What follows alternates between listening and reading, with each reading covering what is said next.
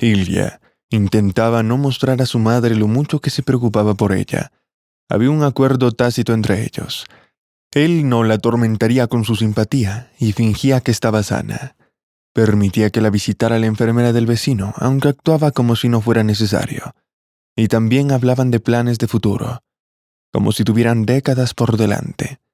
Al fin y al cabo, con el estado de su madre, se podía vivir mucho tiempo. Si tan solo pudieran ahorrar para la operación. Sin embargo, cada vez que su madre se ponía la mano en el pecho, le parecía que se encogía, silenciosamente ante el repentino dolor de su corazón. Quería correr hacia ella, protegerla, cogerla en brazos como había hecho su padre una vez, y sacarla de su triste y desolado apartamento, donde el retrato de su padre con una sonrisa alentadora estaba enmarcado en negro. Ya tengo 27 años. Soy un hombre hecho y derecho, y algo así se me ocurrirá, pensó el joven esbelto y de aspecto anodino. Solo sus ojos marrones y su prominente mentón revelaban al verdadero luchador que había en él, que luchaba por sobrevivir en esta dura realidad.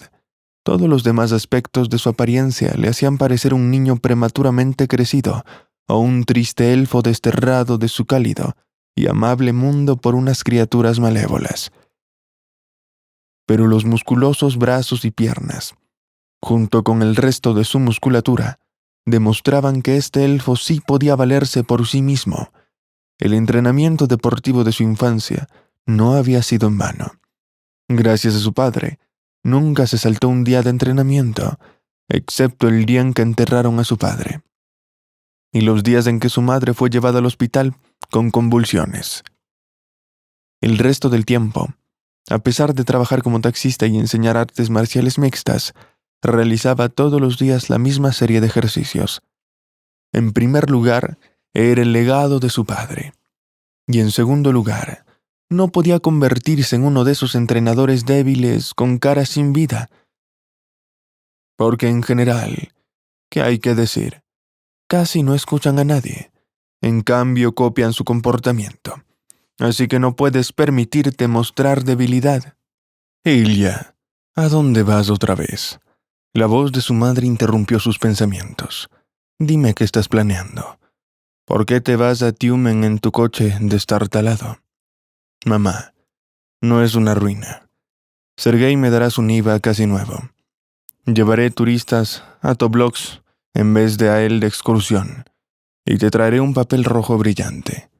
El tipo guiñó un ojo juguetonamente a su madre y dijo: en general, solo un trabajo secundario normal.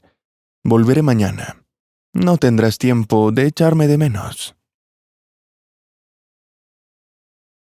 Sabía que a su madre no le caía bien la vecina, la enfermera, y ni siquiera porque confirmara la existencia de su enfermedad. Simplemente no le caía bien por alguna razón. Ilya temía que le prohibiera invitarla, pero su madre cambió de tema. Solo un trabajo secundario normal, dices. Mira, estás siguiendo el camino de tu padre, aunque era un buen hombre, que descanse en paz. Su madre se apresuró a cruzarlo y colocó una mano sobre la otra en el gastado linóleo.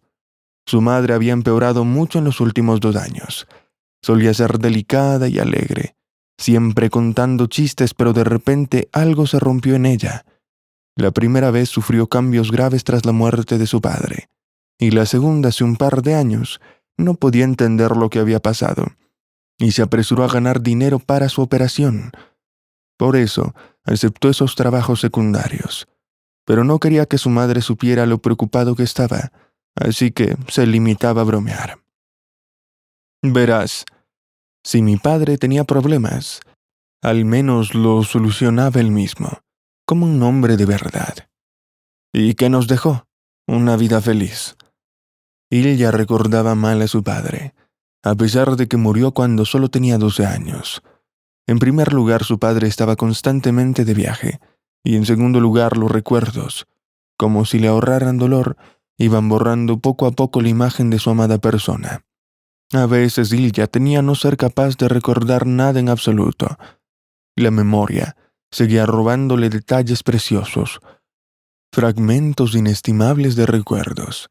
como el momento en que su padre le dio una palmadita en el hombro cuando regresó vivo, atrapado en una tormenta a los 5 años, y con un gesto evitó que su madre le regañara. Pero aquí, su padre le enseña un bloque nuevo y le da la vuelta, y ese día reparan juntos el coche y luego, levantando sus tazas en alto, beben té con azúcar, cada momento tan precioso como una gema en un segundo. Y cuando la memoria le roba esas gemas una a una, le dan ganas de llorar. Por mucho que la memoria intentara privarle de recuerdos, estaba seguro de que su padre les apoyaba plenamente a él y a su madre, y que si tuvo mala suerte, como decía su madre, a él no le funcionó. Pero a ella sí. Al fin y al cabo, los hijos deben ser mejores que sus padres si lo quieren. Y él quería a su padre y sigue queriéndole. Por eso seguía ganando dinero. Diga lo que diga su madre, o por mucho que le disuada el trabajo secundario, no era en realidad muy complicado. 2 veces por semana, sustituía a su amigo Sergei y trabajaba en su taxi. Llevaba a los pasajeros en recorridos personales y le pagaban bastante bien por un solo día. Ganaba más en un día que en una semana trabajando, en su coche de clase turista bastante destartalado. Estaba ahorrando para el tratamiento de su madre. Tenía hipertrofia cardíaca, y aunque apenas superaba los 50 años, el médico le dijo que su corazón era como el de una persona de 60. Había que operarle y ponerle una prótesis valvular. Desde su infancia, creían que no viviría mucho debido a ese defecto congénito del corazón, y nadie creía que sobreviviera. Incluso su amiga de la infancia, Raika, y sus abuelos por parte de madre lo creían. Y solo él y su padre creyeron en ella, y por ellos vivió y siguió viviendo hasta que se rindió por completo tras la muerte de Mikhail, como se llamaba cariñosamente su marido, al que conocía desde la escuela y del que nunca se había separado hasta su muerte. Su madre nunca se quejaba, pero él ya veía que empeoraba. Se necesitaba una cantidad enorme, varios cientos de miles de rublos, y aún había que pagar los gastos de una sala aparte y de recuperación. Es un hombre capaz. ¿Se las arreglará? Su padre, Mijail, consiguió enseñarle boxeo y defensa personal. Él ya tenía grandes perspectivas. Incluso querían llevarlo a Khanty-Mansiysk con su alojamiento y manutención completos. Había algo así como un internado deportivo para niños con talento especial, de familias de pocos recursos. Su padre estaba encantado, y ya estaban planeando un viaje a la rica y lejana Khanty. Pero cuando Ilya cumplió 12 años, su padre ya no estaba. Todo resultó ser una tontería. Le invitó a una fiesta de cumpleaños un amigo del ejército, con el que sirvieron juntos en las tropas. La gente decía que su antiguo compañero y camarada Boris se había convertido en un pez gordo en Surgut. Incluso decían que tenía conexiones con las autoridades criminales.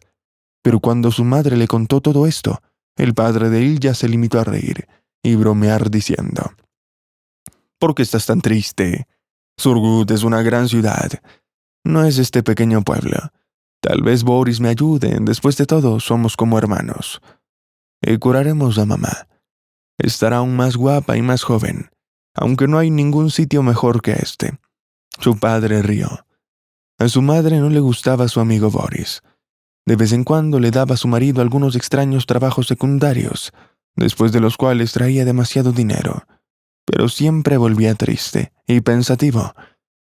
Nadia no necesitaba ese maldito dinero. Trabajaría como profesor de educación física, igual que antes. Puede que su sueldo sea pequeño, pero el trabajo es útil. Forma a los niños.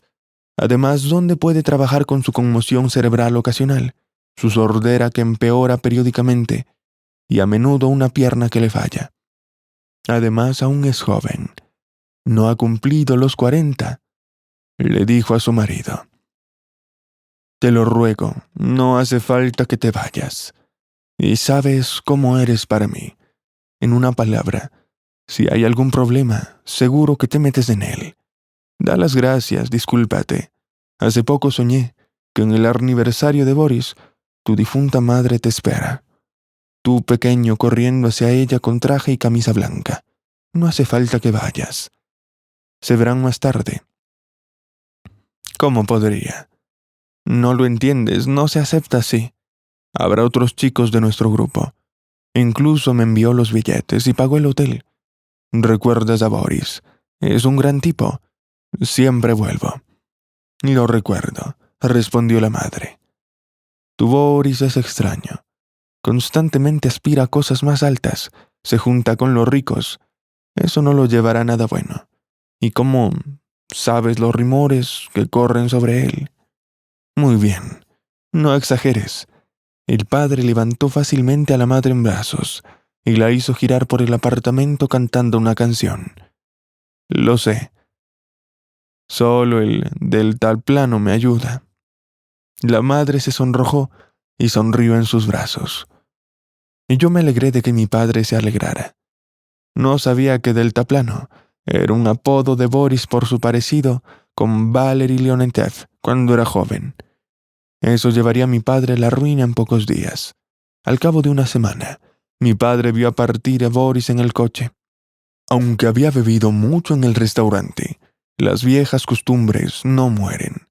Notó por el rabillo del ojo una sombra sospechosa que revoloteaba a ambos lados, escondiéndose detrás de los coches vecinos. Rápidamente abordó a Boris cerca del coche y cayó encima de él. Entonces empezó el tiroteo desde todo lado.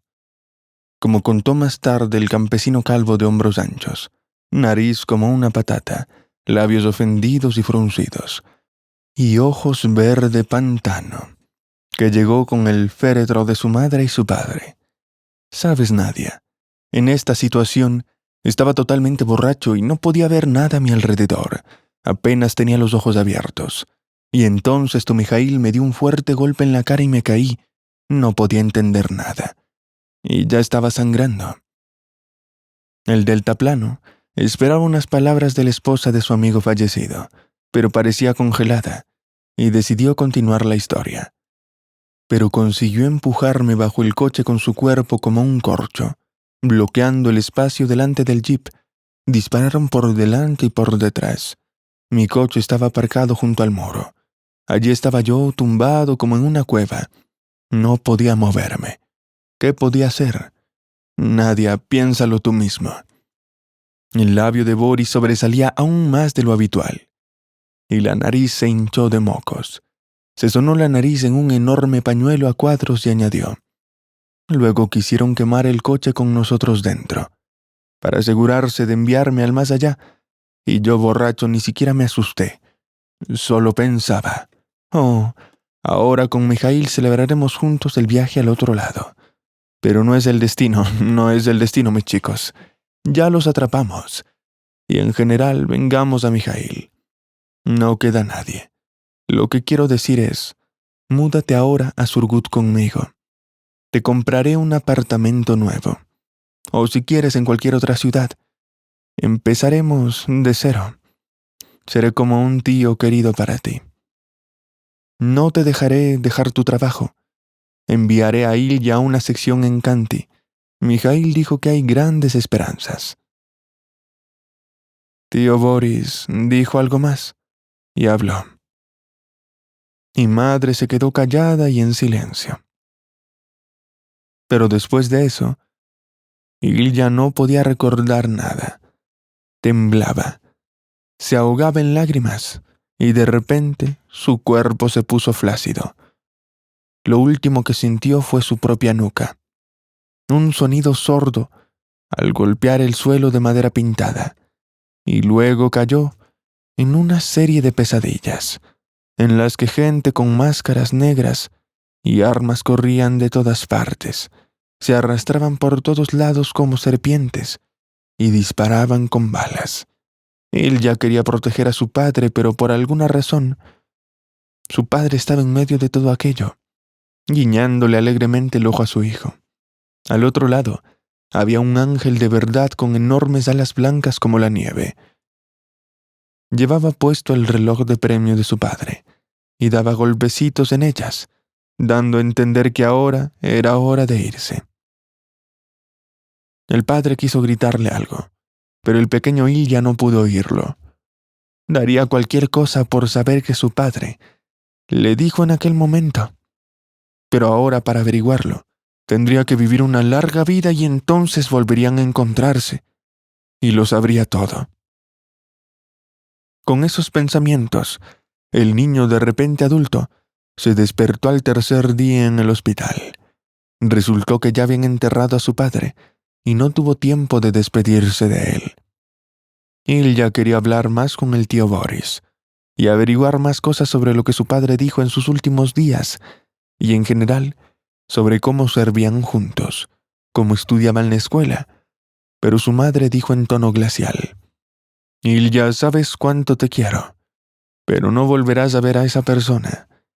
Dios será tu juez, pero a partir de ahora ya no nos acordaremos de él».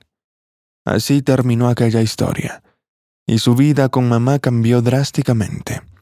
Ya no estaba con ellos su padre amable, capaz de explicar lo más complicado del mundo con unas pocas frases. Tenía ese don. Parecía que no decía nada especial, pero te calentaba el corazón, como si hubieran calentado la estufa.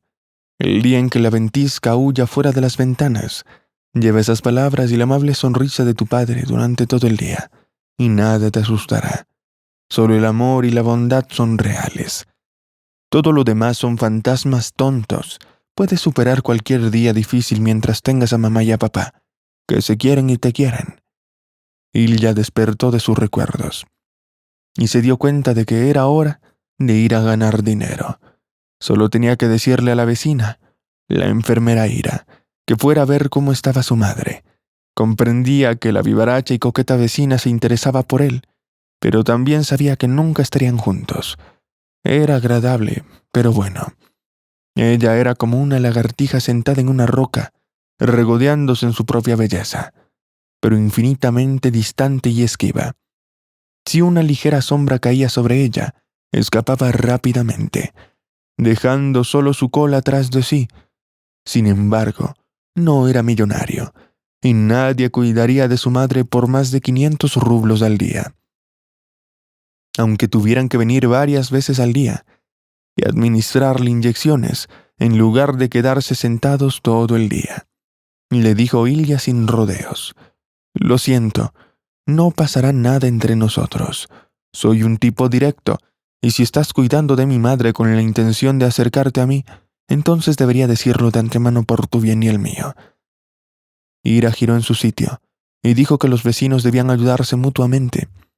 «Por supuesto me gustas, pero puedo vivir con ellos y no pasa nada entre nosotros». Entonces soltó una carcajada extraña y desconocida, y la conversación terminó allí. No volvieron a tocar el tema. Sin embargo, desde entonces, Ira dejó de pasar cerca de él en el pasillo, intentando tocarle con todo su cuerpo, y ya no se asomaba a su habitación antes de salir, tras ponerle una inyección a su madre, preguntándole: «Entonces, ¿no me echarás de menos? Quizás vengas a tomar un té». A la madre de Ilya no le gustaba Ira y la consideraba una chica escurridiza, pero Ilya lo atribuyó todo a los celos maternos y creyó que esa supervisión era mejor que ninguna. Absorto en sus pensamientos, no se dio cuenta de lo rápido que llegó a Tiumen. Recogió a 2 moscovitas robustos, pero bastante razonables, y los llevó a recorrer los templos y monasterios de Tobolsk.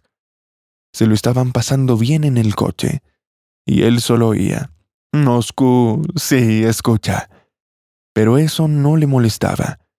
Quizá el acento de Siberia Occidental también fuera un poco duro para los moscovitas, pero se lo tomaba con calma. Él ya no suscribía estereotipos sobre ciudades, nacionalidades y ni siquiera sobre los ricos. Intentaba ver a la persona que tenía delante. Le facilitaba mucho la vida y le ayudaba a centrarse en la esencia, descartando todo el desorden mental y las palabras innecesarias. No quería convertirse en un tío resentido, culpando a otro de todos sus fracasos, ya fuera el gobierno, gente de otras nacionalidades o habitantes de la ciudad. Además, no tenía nada en contra de los ricos. Cada uno es responsable de sí mismo y vive como le parece.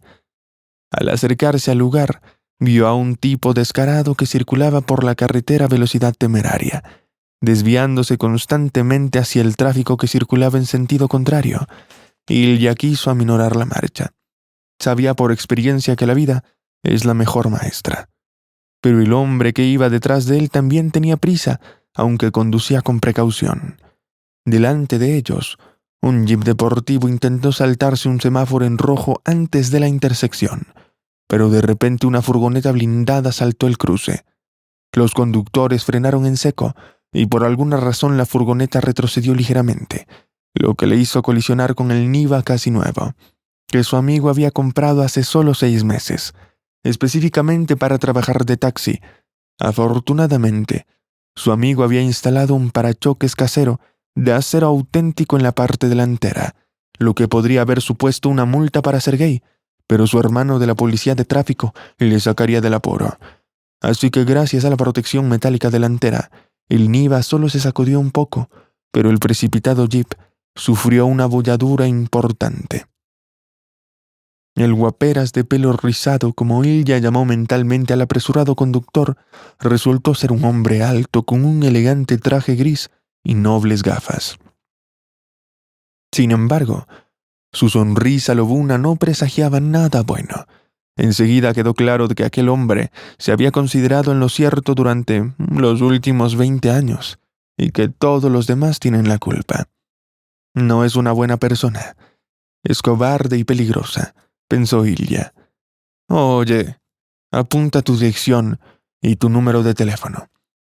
Te sugiero que arregles esto como gente civilizada, dijo Ilya, tratando de mantener la calma en la medida de lo posible, sabiendo que las normas de la circulación no significaban nada para aquel tipo.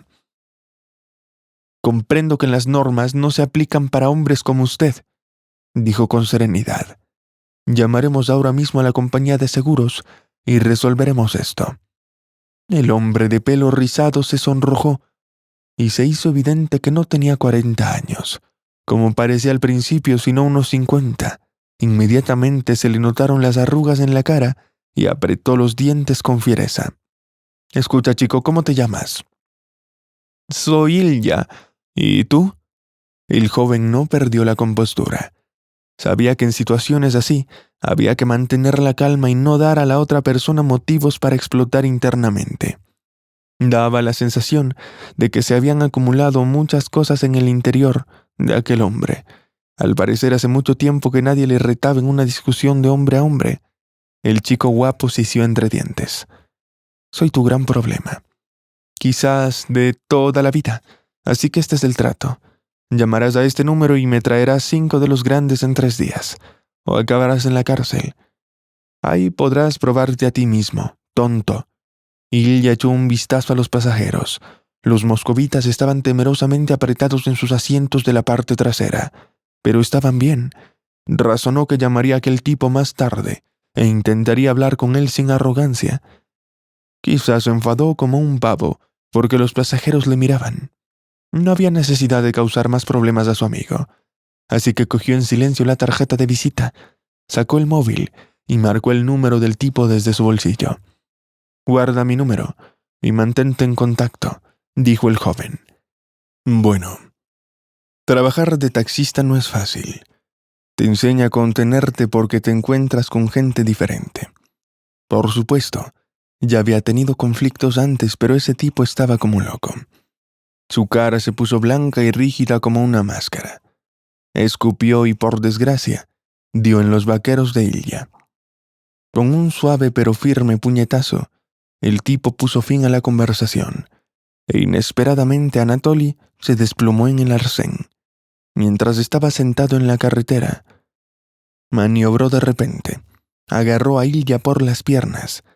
El joven se encontró en posición horizontal. El guaperas asestó golpes precisos que Ilya consideró movimientos ágiles. Por lo tanto, habría herido gravemente al hombre de pelo rizado, si un coche con unos tipos fornidos trajeados no se hubiera abalanzado sobre él y se hubiera llevado a rastras al dueño del jeep. Ilya sufrió una paliza de Anatoly, quien resultó ser el hijo de un hombre poderoso local, Gleb, Anatoly exigió que Ilya le pagara una gran cantidad de dinero por el daño a su coche.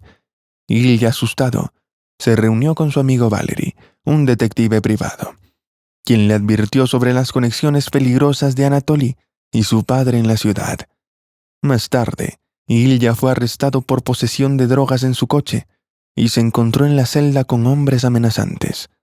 Valery intentó ayudar, pero también estaba preocupado por las consecuencias de involucrarse con gente poderosa. Durante su estancia en prisión, Ilya se preparó para defenderse de cualquier ataque, aunque no tenía miedo. En otro lugar, Valery estaba tratando de averiguar cómo ayudar a su amigo sin atraer problemas para sí mismo. La situación era complicada debido a la influencia y la ira de familiares de Anatoly. A la mañana siguiente, Ilya se enfrentó a un interrogatorio con el investigador, quien lo presionó para pagar la deuda y amenazó con consecuencias graves. Sin embargo, Ilya se mantuvo firme y pidió tiempo para conseguir un abogado. En la celda, los hombres amenazantes seguían rondando, pero ninguno se atrevió a atacar a Ilya. Mientras tanto, Valery buscó ayuda de un amigo con conexiones, pero se aseguró de mantenerse alejado de los problemas que involucraban a Anatoly y a su padre. Valery también estaba preocupado por la situación de Ilya y buscó una solución. Ilya finalmente recibió una llamada telefónica que le daba esperanza. Un misterioso aliado lo llamó y se ofreció a ayudarlo. Aunque no tenía idea de quién podía ser, la situación seguía siendo tensa. Pero al menos Ilya sabía que no estaba solo. En un giro sorprendente, Ilya se enteró de que Anatoly y su padre estaban involucrados en actividades ilegales, incluido el lavado de dinero para políticos locales. Esto complicó aún más la situación, ya que enfrentarlos directamente podría ser peligroso. Mientras tanto, Valery continuó buscando una manera de liberar a Ilya sin meterse en problemas.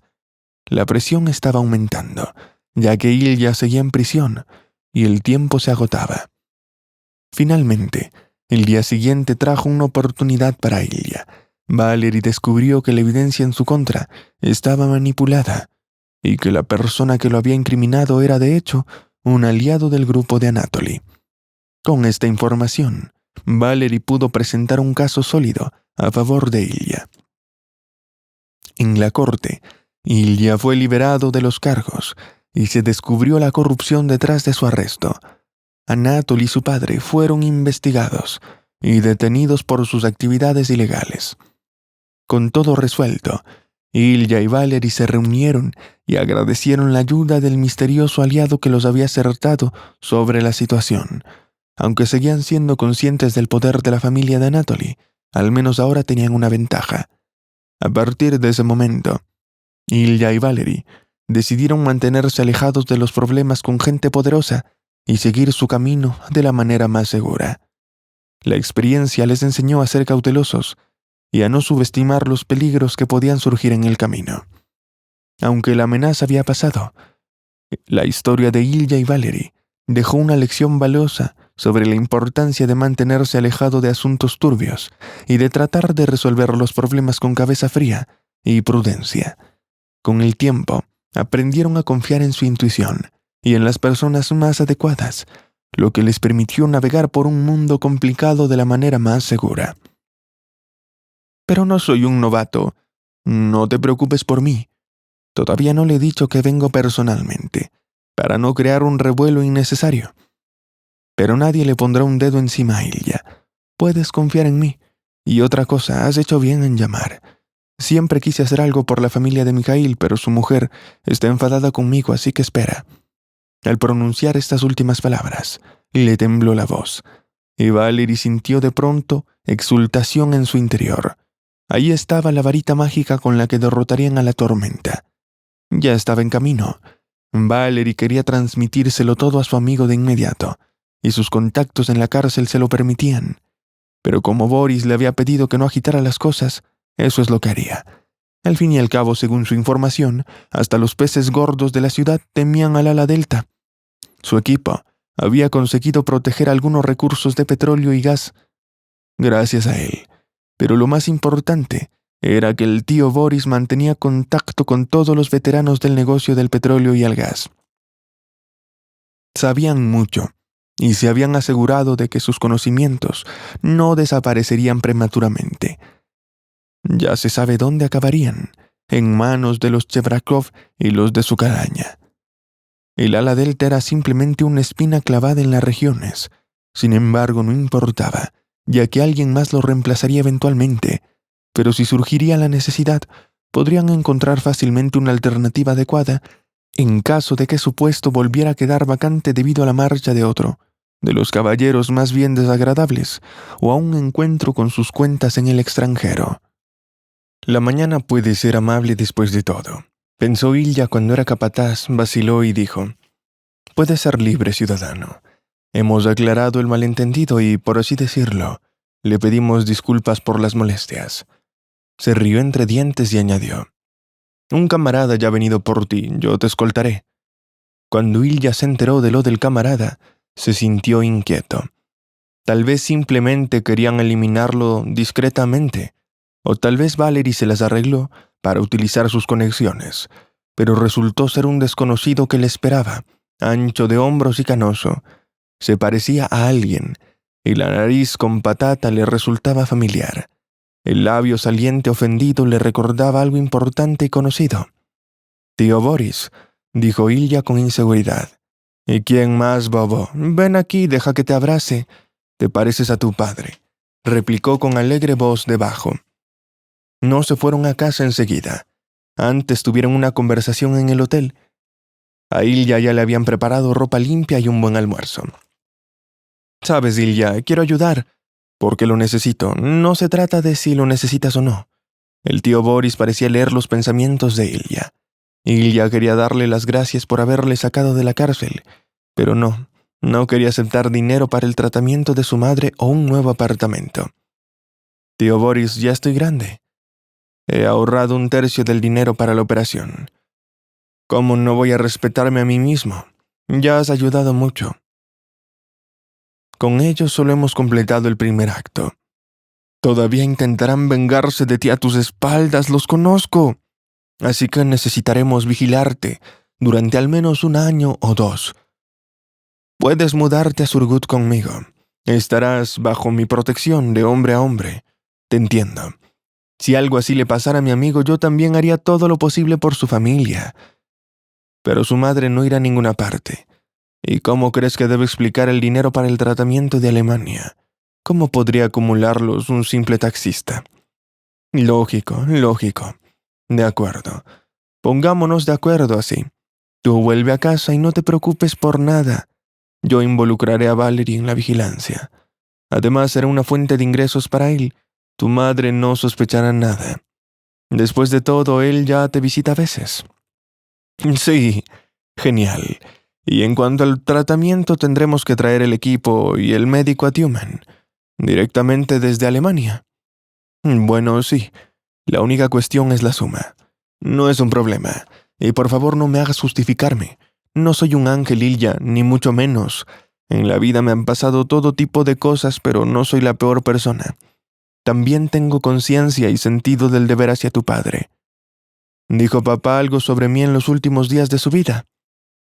Sí, me dijo que serás pequeño, pero eres un verdadero luchador. Quería que te dedicaras al deporte profesional, pero después de nuestra conversación, creo que hay algo más importante esperándote en la vida. Y dime, ¿tienes novia? ¿Piensas casarte? Eres igual que mi madre. No tengo novia. Soy soltero. Primero tengo que cuidar a mi madre y mantenerla, luego pensar en formar una familia. Además, no me gusta nadie.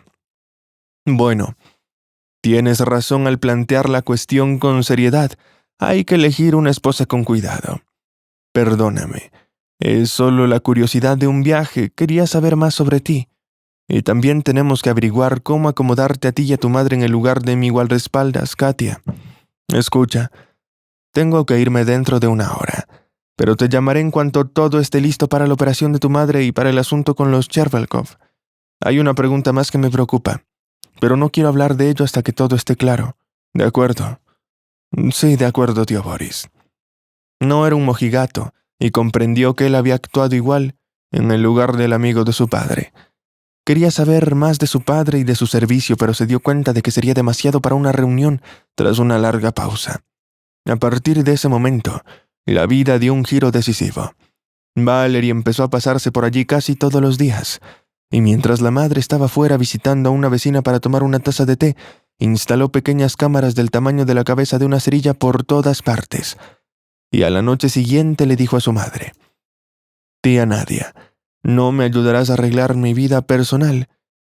Valerie se dispersó en una sonrisa y le guiñó un ojo a ella. «Por supuesto te ayudaré. Después de todo, eres como un segundo hijo para mí. ¿Qué debo hacer?». La madre de Ilya le devolvió la sonrisa.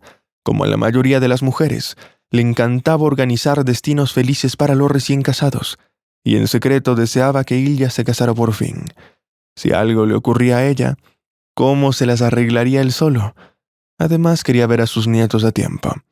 Por supuesto, todas las madres sueñan con eso, y ella no era la excepción. Bueno, hay una rubia de Tumen que es enfermera. Está haciendo prácticas con nosotros en Ishim, una verdadera joya, hermosa, amable, inteligente, y realmente me impresionó. No tiene con qué pagar su alojamiento y piensa vivir en la residencia, pero sería estupendo si pudieras alquilarle una habitación a cambio, ella podría cuidar de ti. Después de decir cuidar de ti, protestó la madre de Ilya y agitó las manos. «Tía Nadia, por favor, solo durante un mes, y finge que estás enferma, mídete la atención, etc. Pero mi felicidad lo vale».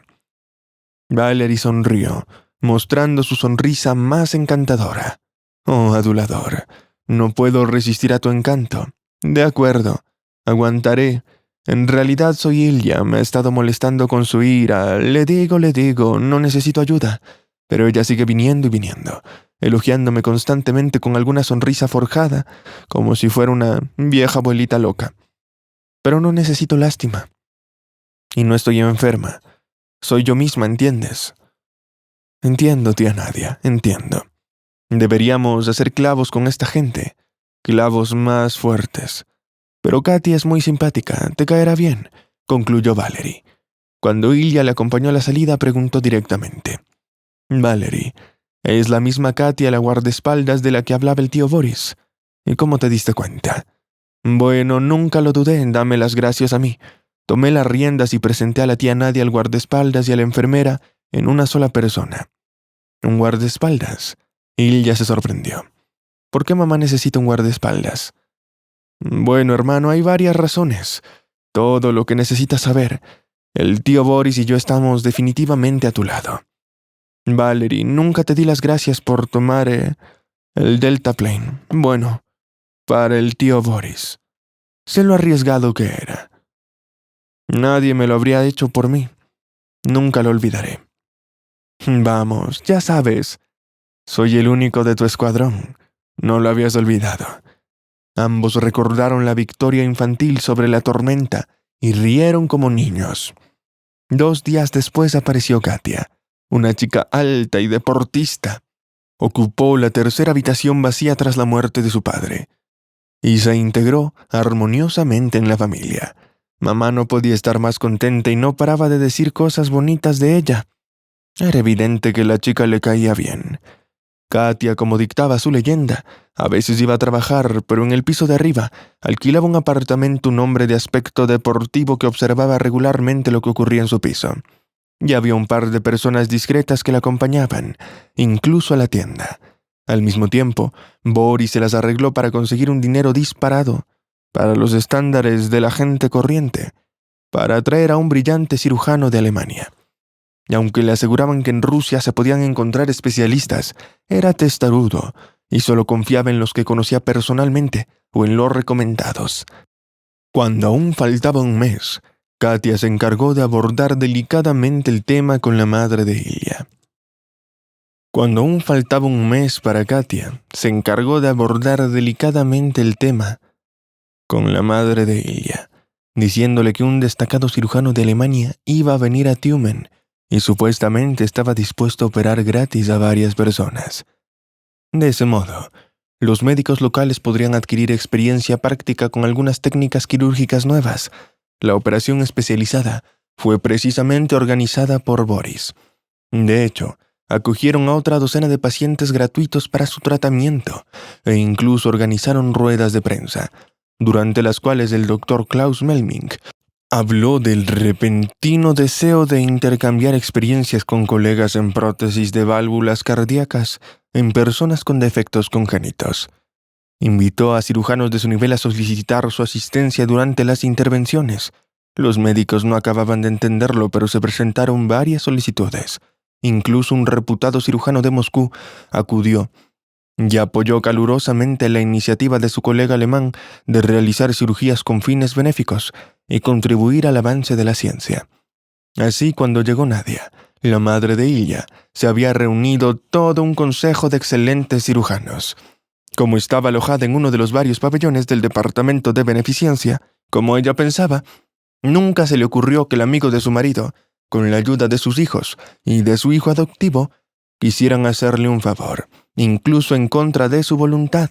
Compartió alegremente con sus compañeros de habitación, una de las cuales también era profesora de ruso y literatura. Dicen que ya no quedan personas bondadosas en el mundo, pero existen tantos en Occidente como en Rusia, solo que no se habla mucho de ellos. Si no fuera por ti y por mí en esta sala, no habríamos creído que algo así puede ocurrir. «Oh, no digas eso», replicó su compañera de piso. Presenté una solicitud para que se compensara parte de la operación a una persona discapacitada y un profesor que lo merecía.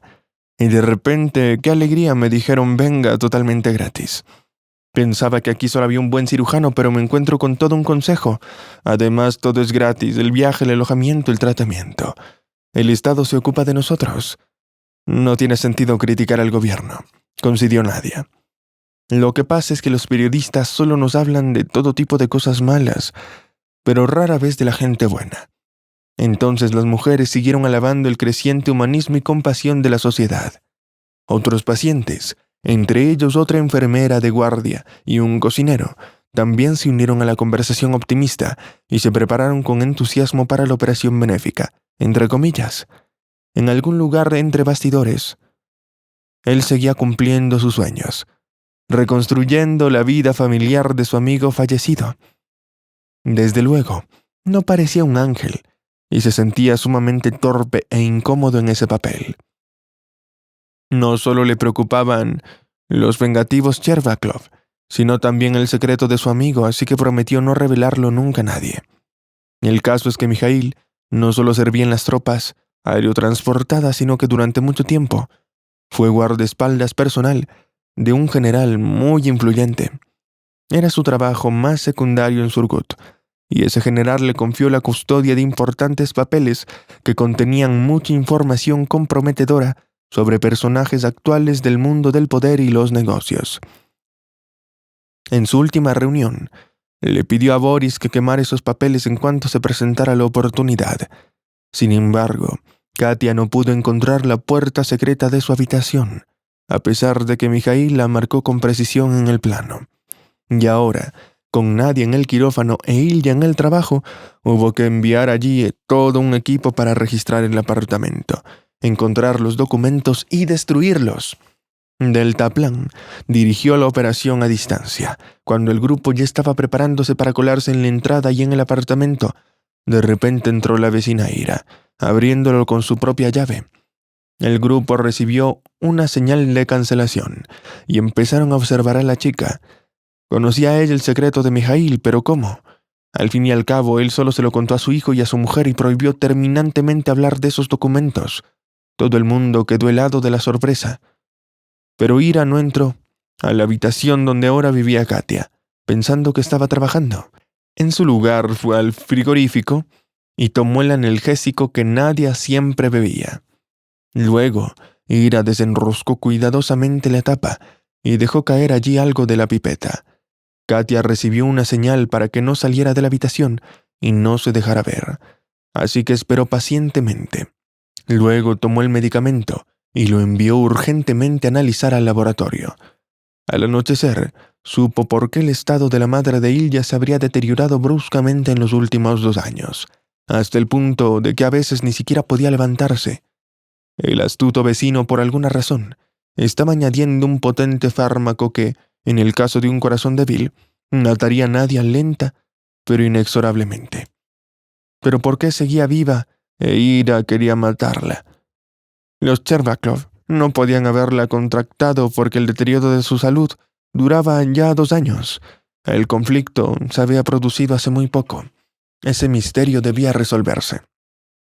Mientras tanto, Katia se limitó a sustituir la medicina por otra normal y aplazaron la decisión sobre ese asunto para un poco más adelante. La enigmática puerta que Mijail señaló en el plano nunca fue encontrada.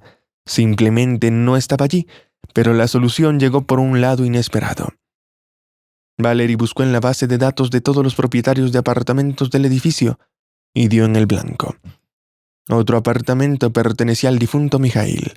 Sin embargo, durante los últimos 15 años había tenido una propietaria diferente, Nina Gavrilovna, que vivía justo detrás de la pared, en el hueco de las escaleras adyacente. Nina era cocinera de una escuela militar, cuando ella y Misha aún eran estudiantes. No tenía hijas, pero consideraba a Mishka su hijo. En aquella época, vivía en una pequeña habitación de una residencia y trabajaba como conserje de la escuela. Plan Delta convenció fácilmente a Nina para que le diera el permiso de registrar una de las habitaciones que comunicaba con el apartamento del padre de Ilya. Por supuesto, dijo Mishka, no hace falta que vengas aquí necesariamente hasta que llegue Boris. Acordamos con él estas condiciones. Y dejó una maleta para ti, pero nunca vino. Y nunca vino, ya tenía miedo de morir. Resultó que la puerta de la habitación de Mijail daba directamente a través del muro de la escalera, y él podía estar en otro apartamento sin salir de su habitación. Sin embargo, la puerta indicada en el plano estaba camuflada en un nicho, y poco después, 6 años después de la muerte de su padre, Ilya decidió renovar y nivelar la pared. Por eso no pudieron encontrar los documentos buscados bajo la capa de cemento. En el apartamento no había documentos, pero sí dólares y euros en una maleta normal junto con una nota. Amigo, si has encontrado esta maleta es que estoy muerto por alguna razón. Quédate con 1/3 del dinero. Si tienes problemas, busca la forma de dárselo el resto a mi familia. El general cambió sus documentos por dinero, aunque yo no pedí ningún pago. Tomé el dinero para dejar de preocupar a nadie, para evitar peligrosos viajes de negocios. El resto está en la carta. En la carta dejaba instrucciones para su esposa, y en el sobre había también un gran número de fotografías familiares, con su hijo y con su esposa. Aquí tienes para ti y para Mijail.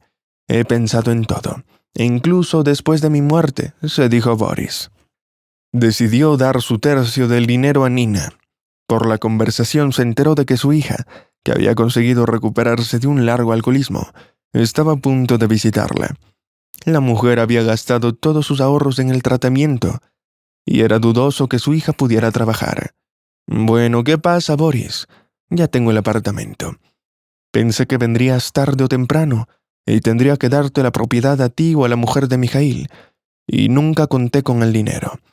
Estaban aquí, esperándote tranquilamente. ¿Por qué has estado fuera tanto tiempo? ¿Qué debo hacer? En la vida, por desgracia, si hay caminos directos no conducen al bien. Mantén el dinero oculto a mi hija, por si decide volver a las andadas. Ponlo en el banco y todo eso. Si hay algún problema, ya sabes el número de teléfono. Aceptó el dinero ya que su hija, que había pasado muchos años bebiendo y viviendo donde fuera, y con quien fuera, de repente decidió pasar página. Nina estaba eufórica, y le dijo a Boris lo feliz que era porque Dios había escuchado sus plegarias y por fin había ayudado a su hija. Sabes, Boris, querido, lo talentosa y vulnerable que es, pero es culpa suya que su destino haya sido así. Los pecados se acumulan en una familia y luego salpican el desafortunado destino de alguien. Puedo juzgar mi propia carne y sangre. Y Boris solo podía maravillarse de lo infinitamente pacientes que pueden ser las madres. Otras regañaban y ponían condiciones. Decían cosas como: «Te di a luz, has arruinado toda mi vida». Pero para esa madre lo más importante era que su hija estaba viva, sana, y se acordaba de ella. Ella no veía a una mujer hecha jirones con el destino roto, ni a una hija que se entregaba a la juerga, no. La hija seguía siendo para Nina su niña pura e inocente, que solo tuvo un poco de mala suerte. Pero al final se espabiló. Y en cuanto al resto, ¿con quién no pasa? La operación Esperanza, como la de otros pacientes, transcurrió sin problema. Por supuesto, tuvieron que esperar otros 6 meses para estar seguros de que no habría complicaciones, pero las previsiones eran buenas. Valerie no contó el secreto de su padre ni los planes de Ira, ni que los Chekranov y su hijo había jurado a sus amigos vengarse del insolente Ilya, aun a costa de su propia vida. Y Valerie creía que para semejante charlatán, las ambiciones eran más valiosas que la vida. Al fin y al cabo, si a los 50 años no ha adquirido sentido común, es demasiado tarde para tener esperanzas. El señor Chervakov categóricamente no tenía la intención de pagar por nada con el precio de su vida, o incluso la casa de campo. Él estaba listo para salir para sus parientes en alta mar en cualquier momento. Si su hijo pierde completamente la cabeza, incluso les dejaría la casa de campo, que pagaban ellos mismos por sus errores. Mientras el padre aún tenía tiempo de conseguir un hijo menor y más inteligente, después de todo solo tenía 71 años. Se consideraba un hombre en la flor de la vida, con tal riqueza. Hoy en día, con dinero disponible, la medicina hace maravillas. Al mismo tiempo, Ira hablaba con su madre por teléfono. «Mamá, hice todo lo que me pediste. Prepara una escritura de regalo para mí. Y una gran cagada para el idiota de mi hermano. Nadia sigue viva. ¿Sabes cómo la odio desde la escuela? Me robó el amor de mi vida y acabó satisfecha con los asuntos de esa zorra. Morirá. Morirá. ¿A dónde irá? Su estado ha empeorado mucho y no puede venir a menudo. Su hijo pequeño no reacciona ante mí y ahora hay otra niña grande en su vida. Estupendo, se mudó a su apartamento con dificultad. Así que cuando haces algo, obtienes una escritura de regalo». Ira no sabía que su teléfono estaba convenientemente pinchado desde el apartamento vecino y no vio las mandíbulas caídas de Katia y Valerie, que escuchaban atentamente ese increíble diálogo. Pero no había nada sorprendente en la conversación. La madre de Ira era simplemente una psicópata, no en sentido figurado, sino en el sentido más estricto de la palabra. Ya había cumplido la mayor parte de su condena por un robo con violencia, y quería su regalo, como ella lo llamaba, para cuando saliera en libertad, y este regalo consistía en la muerte de su amiga del colegio, o mejor dicho, Nadia consideraba a la madre de Ira su amiga, mientras que ésta la odiaba apasionadamente. Una vez, supuestamente por accidente, le empujó por las escaleras allá por cuarto curso. Pero en cuanto a Raya, solo algunos perdedores torpes intentaban ligar con ella constantemente. De algún modo, nunca pensó en lo semejante que atrae a lo semejante, y lo consideró una injusticia del destino. Entonces apareció Mijail. No importaba lo que ella hiciera, él se limitaba a sonreír y prever todos sus trucos de antemano. En ese momento, Raya se enamoró de verdad. Quería tener a ese hombre generoso, amable y guapo, y valiente, a cualquier precio. Lo deseaba como un cocodrilo hambriento sueña con devorar a una cebra gigante que viene a beber al abrevadero, aunque el depredador solo ve a la cebra como un animal poco atractivo, un trozo de carne. Pero no deja de ser pasión. Ese es el sentimiento que Raya tenía hacia Mijail, pero al final acabó con ese tonto, y ella nunca se lo perdonará. Todo el mundo se compadecía de la tonta de Nadia, diciendo que morirá pronto y todas esas cosas. Pero esta idiota sigue lloriqueando y lloriqueando, y todavía la compadecen. Le escriben tontas cartas llorosas, e incluso le traen regalos. Menos mal que no sabe que Ira es su hija, e Ira siguió el mismo camino y entiende lo que realmente importa en la vida. En cuanto al hijo, se convirtió en uno de los perdedores torpes como su padre. Raya no sabía con certeza quién era el padre de su hijo, pero probablemente era aquel tipo de urgencias después de todo. Su hijo se hizo pediatra. Dijo: «Mamá, gracias por darme a luz, pero la verdadera madre es la que también da amor, o al menos no odia. Un cachorro. ¿Te atreves a recibir regalos también? Por supuesto, ella no dejará nada para él en su vida, pero que Ira intente pensar que ella tiene un rival. Raya no sabía que sus planes nunca serían realidad. ¿Qué hacer? Algunas bagatelas atraviesan los obstáculos, mientras que otras están tan endurecidas que los obstáculos simplemente la rodean y nunca hay que sacarlas de la vaina. Raya pertenecía al primer grupo, mientras que Nadia al segundo. Cada una luchaba con todas sus fuerzas por la felicidad, solo que sus métodos y objetivos eran completamente distintos. Al mismo tiempo, Katia, la guardaespaldas de la familia, y Valerie, un amigo de la familia, se enfrentaban a una pregunta diferente. ¿Qué hacer? Y llegaron a la conclusión de que definitivamente no vale la pena contarle a la madre de Ilya sobre la traición. Al fin y al cabo, la acaban de operar del corazón. Pero Ilya todavía tenía que decirle acerca de Ira y su madre. No solo decir, pero incluso dar una grabación en un dictáfono, ya que no era uno de rehuir de las cosas.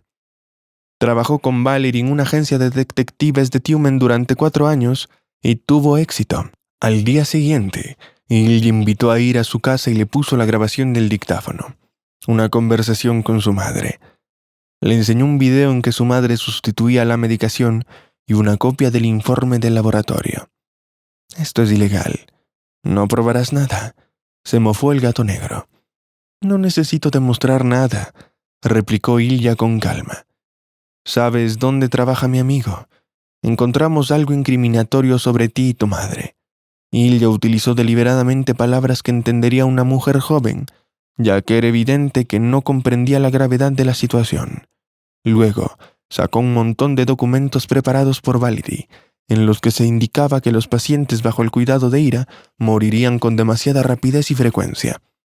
Y el día de los funerales, la cuenta de Ira recibió de repente una suma considerable de un pariente que resultó ser heredero directo. En cuanto a su madre, había material suficiente para condenarla a varias cadenas perpetuas. «¿Cuánto?», Ira preguntó con frialdad. «¿Cuánto tiempo vas a servir?», aclaró Ilya. «¿Cuánta indemnización quiere por los daños morales y de otro tipo? Bueno, ya te haces una idea. Personalmente, no entiendo por qué estás tan apegado a tu madre. Si ella muere, el apartamento será tuyo. Eres joven, vívelo y disfruta. ¿Hay algo que te preocupa?». Ilya nunca había estado tan cerca de golpear a una mujer, pero se contuvo. «Ira, no quiero nada de ti. Mañana entregaré todos los documentos donde deben estar. Ya no hará daño a nadie, ni a tu madre ni a nadie, y todo lo demás no es mi problema». Ira se abalanzó sobre él, intentando arañarle los ojos con sus largas uñas, pero él se limitó a agarrarla por el pelo y la llevó suavemente hacia la puerta diciendo: «No vuelvas a cruzarte en mi camino, estúpido». Realmente no podía encontrar otra definición para semejante inválido moral. Después de todo, Ira no podía comprender el habla humana normal, o mejor dicho, no se la tomaba en serio. Cualquiera que hablara con calma y sin agresividad en su presencia era considerado un tonto por ella y su madre. Y esa era la definición más suave que utilizaban para la gente normal, porque por alguna extraña razón, solo se consideraban a sí mismos el punto de referencia de la normalidad. Bueno, ¿qué se le va a hacer? Algunos son discapacitados físicos mientras que otros carecen de alma, y en cuanto a estos últimos, si buscan la curación, es solo por la gracia de Dios, e incluso así no siempre porque tienen que desearla, aunque solo sea un poco. Y los que son como son, seguirán esperando la muerte de sus allegados, apartamentos, venganza, pasión, dinero y poder. No hay nada que puedas hacer al respecto. Pero la madre se estaba recuperando, e Ilya podía ver que Valerie y Katia se gustaban de verdad. En una ocasión, él había declarado la chica de sus sueños para crear una leyenda para Hope, y ahora en efecto las cosas avanzaban hacia su boda. El tío Boris asustó a Ilya con los Chervlaklov. En medio de la felicidad general, Ilya no se lo tomó en serio. Sin embargo, resultó que podrían ocurrir cosas inesperadas, y un día ocurrió. Ilya seguía trabajando de taxista, cuando el tío Boris por fin le habló de dinero, y le enseñó una carta de su padre. Quería dar tiempo a Ilya para que se adaptara, y parecía que todo volvía a su cauce. Ira vendió repentinamente el apartamento y dejó de aparecer. Le entregó las llaves, pero aparte de esas preocupaciones seguía siendo citada regularmente por el investigador en relación con las muertes sospechosas de sus antiguos pupilos. Valerie se preparaba para su boda con Katia, mientras que Chervelclov desaparecía con éxito en una isla del extranjero, olvidándose de Ilya y de los problemas relacionados con él. Solo el hijo de Chervelclov seguía guardando rencor a Ilya. Un día, llamaron a Ilya para pedirle un billete, y mientras buscaba cambio para el pasaje, la persona de atrás le colocó un trapo empapado de cloroformo y le ató las manos. A continuación pusieron al volante al inconsciente Ilya. No estaba muy lejos conducir hasta la casa del hijo de Chervelclov. Ilya tenía un sueño pesado. Volvió a ver a su padre. La gente corría y disparaba por todas partes. Ilya quería proteger a su padre, que gritaba algo. Un ángel le hizo señales de que era hora. Pero esta vez, Ilya consiguió oír lo que gritaba su padre. No te rindas hasta el final. Haz lo que puedas. Aunque parezca que no puedes hacer nada más, ¿me oyes, hijo? Por alguna razón, Ilya volvió a ser un niño pequeño en el sueño. Empezó a sentir y a buscar a su padre con sus manitas, pero su padre sonrió y dijo: «Es demasiado temprano para que vengas a mí. Deprisa, hijo mío, ya es de día». Así solía despertarse su padre por las mañanas. Ni siquiera podía distinguir entre el sueño y la realidad. Se despertó en el maletero de un coche que se dirigía a alguna parte. Por suerte tenía las manos atadas a la espalda y estaba tumbado boca arriba. Así que sintió fácilmente un pequeño trozo de plástico en el bolsillo, un regalo de Valerie, una navaja suiza y un destornillador diminuto. Con tremendo esfuerzo, tensó y relajó los músculos de la mano, y agradeció acordarse de su padre, que siempre había insistido en la importancia de entrenarse todos los días, independientemente del estado de ánimo de cada uno. «Sabes, hijo, todo hombre sigue siendo hasta cierto punto un cazador primitivo. Necesitamos mantener nuestro cuerpo en forma. De lo contrario, el miedo se instalará en el cuerpo. Y si está en el cuerpo, se arrastrará a la cabeza y luego al alma. Así que ya es hora. Mañana levántate, hijo mío», le repetía el padre una y otra vez, con distintas variantes. Y en efecto, Ilya nunca tuvo miedo de nada, salvo quizás de perder a su madre y no hacer todo lo posible por ella. A veces también se preocupaba por Valerie, cuando éste se metía en diversos líos en su juventud. Pero no temía por sí mismo. «Ya he ganado. Solo me falta un par de pasos», se dijo a sí mismo. «Solo necesito salir del coche». ¿Y qué le dijo el padre en su sueño? «No te rindas». Él mismo lo sintió. Si vacilaba, no sería capaz de reunir fuerza y determinación. En un libro escrito por un superviviente de un campo de concentración, leyó en su infancia que muchas personas tienden a rendirse no cuando todo va mal, sino cuando todo va casi bien. Si han soportado un periodo largo y difícil, simplemente no pueden creer que todo pueda arreglarse, y perecen sin motivo ante una victoria casi conseguida. Pero de hecho, todo es bueno para él. Su madre ha sido operada, Ira ya no le hará daño, él no está en la cárcel y ha encontrado un apoyo fiable en el tío Boris. Valerie finalmente ha encontrado la felicidad personal. Puede rendirse ahora por culpa de un hijo mimado del sanguinario padre de Chervelclov. No, por nada. Por ejemplo, el padre murió protegiendo a su amigo. Y él, si muere, sería por una causa digna, por el bien de esa gente o simplemente en compañía de los nietos. Sí, tiene razones para vivir. Ya está todo bien. Bueno, casi no debe rendirse. No debe hacerlo. Luchar hasta el final, aunque parezca inútil. Con esos pensamientos y movimientos microscópicos, cerró las cuerdas. Y cuando la deslumbrante luz del sol le dio en la cara, alguien abrió el baúl. Saltó de allí como un resorte y golpeó con la cabeza al que había abierto el baúl justo en el estómago. La persona cayó al suelo sorprendida. Pero los de seguridad ya estaban corriendo al coche, y las puertas por las que se suponía que debía entrar estaban cerradas. Solo estaba abierta la puerta del patio. Al parecer, un guardia armado lo atravesó personalmente para comprobar la composición de los pasajeros, y fue él quien abrió el maletero.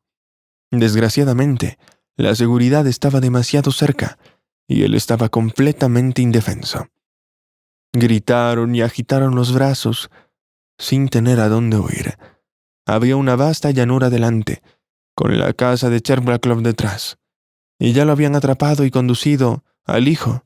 Y bien, amigo, aquí estamos cara a cara.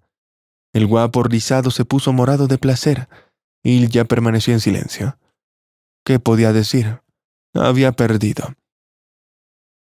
Los guardias enmascarados le llevaron a la casa de su enemigo más acérrimo. Vamos, dale una buena para encontrar su voz. Se burló Cherblaclof, dirigiéndose al bruto mayor de la máscara. Se balanceó y asestó un golpe devastador. Pero no a Ilya sino a Cherblaclof. Mientras el hombre de pelo rizado parpadeaba sin entender nada, el guardia se quitó la máscara, revelando el rostro de uno de los guardias que Ilya había visto cerca de su casa. El segundo de los matones resultó ser Katia. No le había sorprendido que Boris o Valery estuvieran bajo una de las máscaras. Y así fue. 3 días después, toda la compañía discutía el suceso que había tenido lugar. Valery, ¿cómo pudiste colocar el dispositivo de rastreo solo en el teléfono? Gracias a tu brillantez, perseguimos a otro coche por la autopista y casi perdemos a Ilya, protestó Boris. Sí, metí la pata. No podía saber que a Ilya se le caería el teléfono en el coche y que lo llevarían a otro sitio mientras se lo llevaban, se defendió Valery. No te preocupes, cariño. Te lo enseñaré todo durante nuestra vida de casados. Katia sonrió satisfecha y mostró disimuladamente su anillo de compromiso a todos los presentes. Por supuesto, nadie le dijo a nadie que a veces hay que incentivar el humanismo con dinero en la sociedad. Después de todo, encontró nuevos amigos en el hospital. En cuanto a la decisión de Ira de vender el apartamento, no le sorprendió. ¿Qué podía hacer en una ciudad pequeña cuando la capital siempre la traía? Nadia nunca sabría que Ira era su muerte andante. No sabía que la mujer era hija de una vecina ni del odio de su antigua amiga del colegio. Pero eso no importaba, teniendo en cuenta lo mucho que habían ampliado la condena debido a nuevas pruebas de delitos.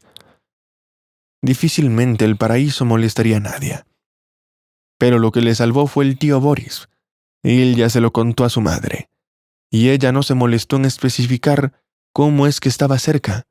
A él ya se le ocurrió la explicación de que simplemente había pasado a visitar a Valery. Al fin y al cabo, todos los viejos agravios carecían de importancia. Lo principal era que sus chicos estaban vivos y bien.